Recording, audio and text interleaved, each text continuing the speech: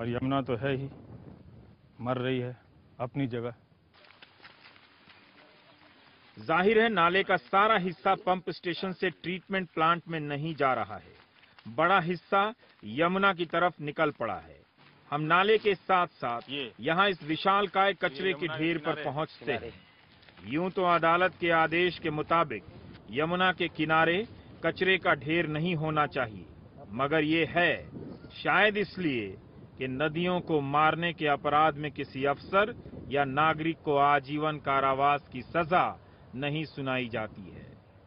मसानी नाला अपनी तमाम गंदगियों को लेकर यहाँ आ गया है।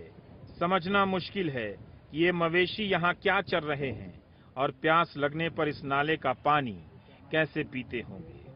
देखिए और फिर सोचिए कि यमुना में नाले का साफ किया हुआ पानी गिर रहा है या जहरीला पानी। मथुरा में कई जगहों पर नाले का पानी नदी में मिल रहा है, पंप स्टेशन नाम के लगते हैं। रिसीवर जा रहा है आपके सामने, डायरेक्ट खुला हुआ है, आपको बदबू भी देख रहे हैं, गंदगी भी देख रहे हैं, तो डायरेक्ट खोल करके यमुना में जा रहा है। कि नाले में मिल रहा है, नाला यमुना में मिल रहा है। मसानी नाला अब यहाँ नदी में मिलने लगा है।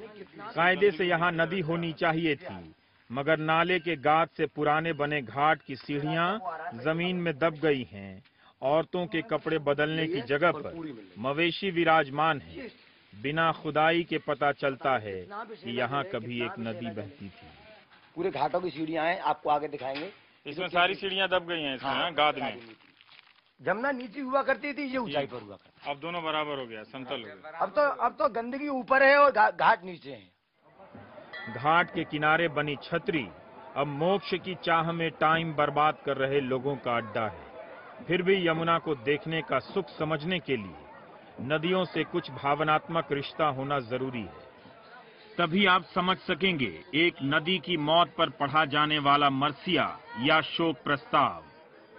नदी के किनारे से आपको यहाँ ले आता हूँ, साड़ी फैक्ट्री में। मथुरा सस्ती साड़ियों का केंद्र रहा है। यहाँ साड़ियों की धुलाई होती है, इसके बाद इस तरह से थान के थान सुखाए जाते हैं। इस प्रक्रिया में बड़ी मात्रा में पानी में रसायन मिलता है।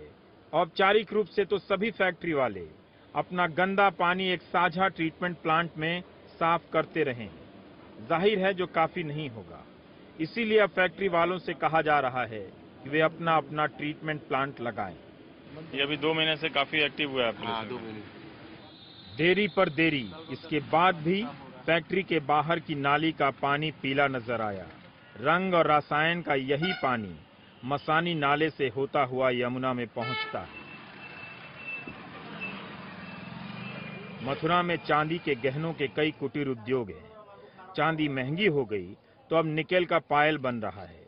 दोनों की सफाई में बड़ी मात्रा में जहरीले रसायन का इस्तेमाल होता है। 13 साल पहले अदालत का आदेश था इन्हें हटाकर कहीं और ले जाया जाए।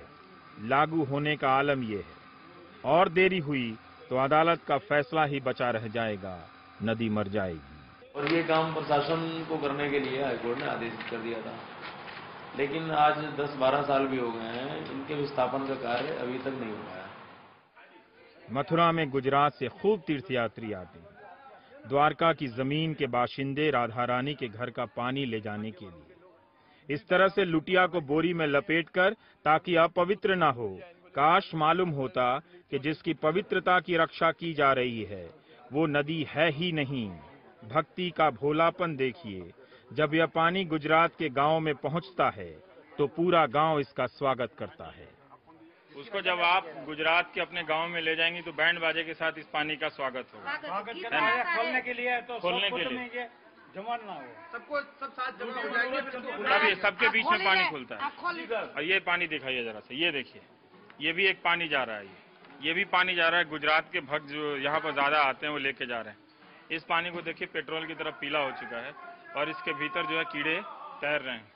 ये इस हालत में भी हम भक्ति करते हैं, और जिसकी भक्ति करते हैं उसे बचाने के लिए कुछ शक्ति नहीं करते हैं। यमुना की पीड़ा इसलिए बड़ी नहीं है क्योंकि इसमें लोगों की आस्था है, इसलिए भी बड़ी है कि जिन नदियों के किनारे हमने बसना सीखा उसी को उजाड़ने में कोई कसर नहीं छोड़ी।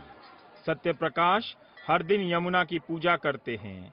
पानी गंदा है, फिर भी आचमन करते हैं। तो आप कैसे पानी पी ले रहे हैं? एक आस्था है, इससे लगी हुई है। यमुना के किनारे आने वाले लोग नदी का जल मुंह में जरूर डालते हैं। इस परंपरा को निभाने के लिए कई बार पानी को हटाते हैं और झट से एक बूंद लेकर मुंह में डाल लेते हैं। ये पुजारी जी पूजा की कॉपी ऐसे फेंक कर चल दिए जैसे यमुना नदी पर बनी कोई सरकारी रिपोर्ट हो।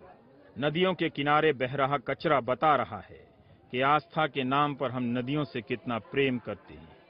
दरअसल हम सब आस्था के लिए आते हैं, यमुना के लिए नहीं। मथुरा ही नहीं, वृंदावन में भी यमुना के साथ यही ज्यादती हो रही है। शहर में नए नाले बन रहे हैं। यहाँ जापान की मदद से बने पंप स्टेशन की क्षमता पुरानी हो चुकी है। ऑपरेटर ने बताया कि पानी को साफ करने के लिए जो रसायन डाला जाता था वो कई सालों से बंद है। 99 2000 जब स्टार्ट हुआ था। अच्छा, 99-2000 में केमिकल वगैरह डालते थे, और कब से बंद हो गया? 3 साल से बराबर चलता था। अच्छा, उसके बाद केमिकल डालना बंद कर दिया। उसके बाद केमिकल वगैरह नहीं डालते। तो क्या सफाई होगी पानी की? तो क्या सफाई होगी? आप सिर्फ गाद को नीचे बिठा दे रहे हो? नहीं, बस ये सलज रोक रहे हैं। कूड़ा करकट, पन्नी, पॉलीथीन जो आए होला मचा पेपर में ये सब चल रहा है, तो रोक रहे हैं।